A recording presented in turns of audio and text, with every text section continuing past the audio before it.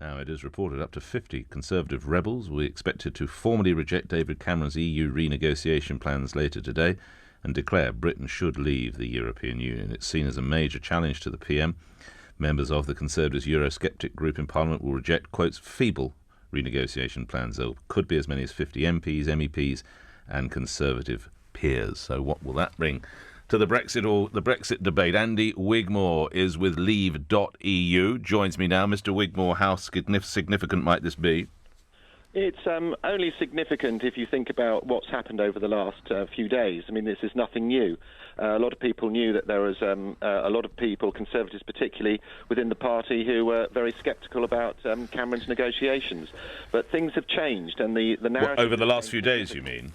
Yes, significantly, the narrative has changed. In what changed. way? Well, obviously, there has always been Euroscepticism within the Conservative Party, but I think now even the Prime Minister is fully aware that the people, the population, are now very concerned about immigration as a priority. And whilst that in the negotiations that Cameron is putting forward, that isn't necessarily a top topic, it certainly is now, and I don't think that is lost on the Prime Minister at all. We've got a poll out, interestingly, tomorrow, which we took in the aftermath of the Paris tragedy, which illustrates very clearly that people now are wanting some kind of Australian point system, recognising that security is a huge issue. But more interestingly, within that poll, we've discovered that only 16% of people want the British to take military action. And I think when you take a look at those issues, that really refocuses very much how the Prime Minister's got to look at this, regardless of what the Tory MPs think. What I'm confused about is the Australian point system. If, as it appears, some of the Parisian killers were homegrown, were French citizens, what blind bit of difference would that have made? Well, in hindsight, of course, now you can say absolutely nothing, but we've got to look. So what do we want forward. the Australian point system for, then? Well, going forward, we cannot allow this type of situation to continue. For too long, it's been ignored. So, sorry, what type of situation?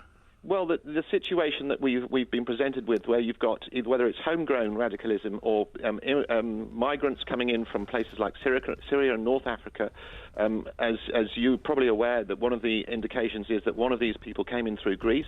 We've got to make sure we know who's coming into our countries. But how does that combat homegrown radicalism?